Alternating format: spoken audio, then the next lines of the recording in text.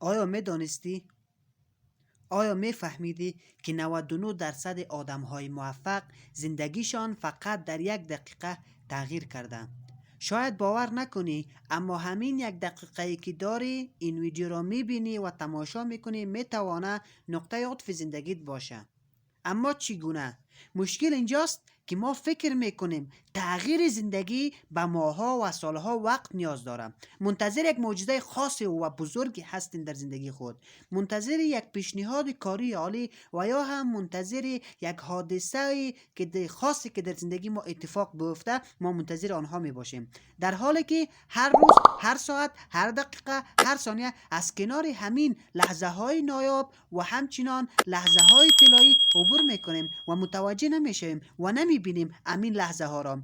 میفهمی آنها در کجاست؟ در تصمیمی که فعلا میگیری. بگذار برات واضح‌تر بگویم. همه ما در زندگی 2 دکمه داریم، یک دکمه توقف، یکی هم دکمه شروع.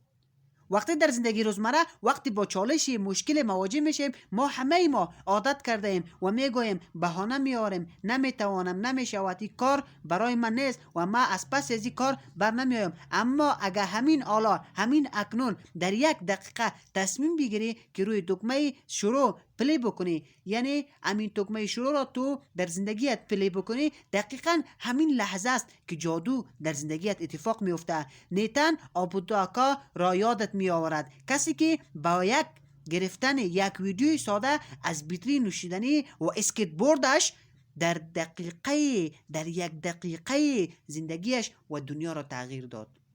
او منتظر آماده شدن شرایط نبود، او فقط زندگیش را کرد و همان لحظه را ثبت کرد. این یعنی قدرت شروع کردن همین اکنون. پس نتیجه چی شد؟ نتیجه این شد که اونهایی که جرأت دارن در همان 1 دقیقه طلایی تصمیمشان را که میگیرن آن را عملی میکنن، تبدیل به همان 1% از افراد موفق جهان میشوند. زندگی که امروز میبینیم حاصل یک سری تصمیمات کوچک و لحظه هایی که آن آدم ها گرفتن هستند. هیچ کس قرار نیست در زندگی تو بیایه و شرایط فعلی که تو داری تو را از دو تنگنا نجات بده، مگر خودت، مگر تصمیمت، مگر قاطعیتت، مگر هدفت، مگر تلاشت، مگر پشتکاری که تو داری برای رسیدن به موفقیت.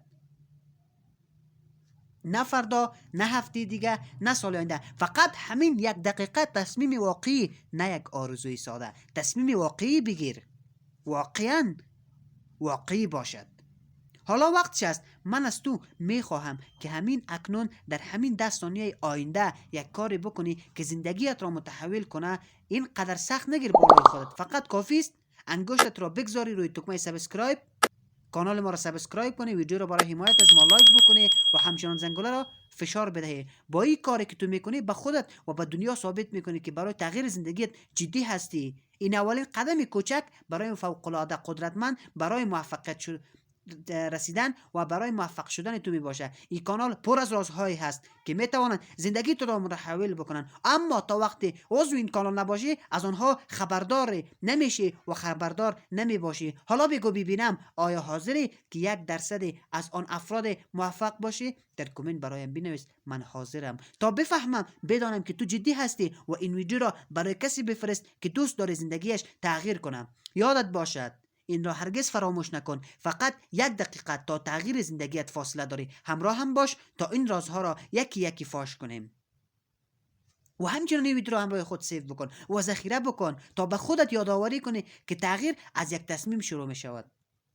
او همچنان دغه ویدیو ځان سره سیو که تر څو هر ورځ ځان ته یادونه وکړي چې بدلون د یوه پریکړې سره پیلیږي.